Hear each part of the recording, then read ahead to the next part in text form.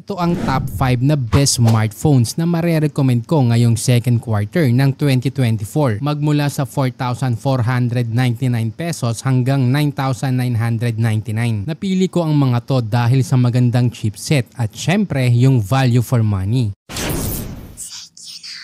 Una, kung pang araw-araw na phone ang hanap mo katulad ng call, text, social media at light gaming, andyan ang Itel P55 4G. Narelease lang to ngayong 2024 lang din. Naka 6.6 inch IPS LCD, 267 ppi at 90Hz refresh rate. Para naman sa chipset, gumagamit to ng Unisoc T606 processor. Sa camera, naka 50 megapixel at 8 megapixel selfie camera. Naka 5,000 mAh battery at 18 watts charger. Mabibili ang 8GB RAM at 128GB storage sa price ng 4,499 pesos. Kaya kung below 5K ang budget mo, eto na yung best smartphone sa ngayon. Kung may extra ka naman at naghahanap ng mas malakas na chipset for gaming at naka 5G na para sa mas mabilis na internet connection, ang Itel P55 5G ang bagay sa'yo. Although last year pa to na-release, pero sobrang competitive pa din naman yung specs ngayong taon. Sa display, naka 6.6 inch IPS LCD, 267 ppi at 90Hz refresh rate. Pagdating sa processor, naka MediaTek Dimensity 6080 na. At syempre 5G. Naka 50 megapixel para sa main camera at 8 megapixel naman sa selfie camera. Naka 5,000 mAh battery at 18 watts charger. Actually, dapat mo talagang timbangin kung ano yung kailangan mo sa device dahil halos same lang ang specs ng Itel P55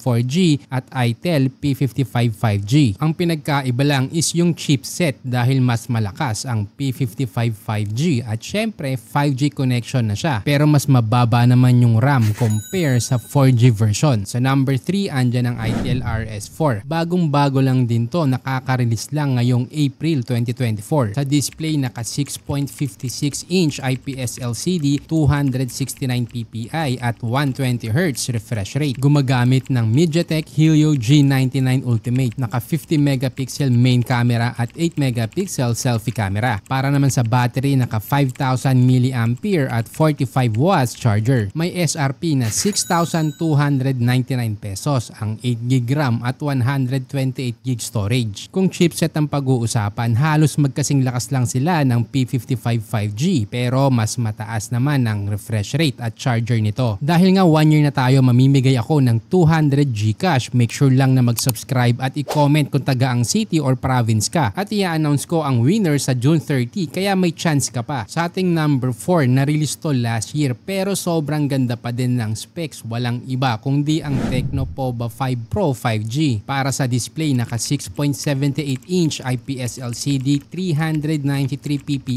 at 120Hz refresh rate. Gumagamit ng MediaTek Dimensity 6080. Naka 50 megapixel main camera at 16 megapixel selfie camera. Para sa battery, naka 5,000 mAh at 68 watts charger. Sa listahan natin, ito yung may pinakamalakas na charger at makunat din yung battery. Recommended ko din to sa mga nagra-rides at delivery partner dahil sa malaking display. Mabibili ang 8GB RAM at 256GB storage sa presyong 8,309 pesos. Ngayon, kung gusto mo talaga i-level up ang gaming experience mo, mag Nubia Neo 2 5G ka. Bagong release lang din to ngayong 2024. Sa display, naka 6.72 inch IPS LCD, 392 ppi at 120Hz refresh rate. Gumagamit ng Unisoc T820. Sa camera, naka 50 megapixel main at 8 megapixel selfie. Idagdag mo pa ang 6,000 mAh battery at 33 watts charger. Para naman sa special feature, meron tong dual shoulder triggers na pwedeng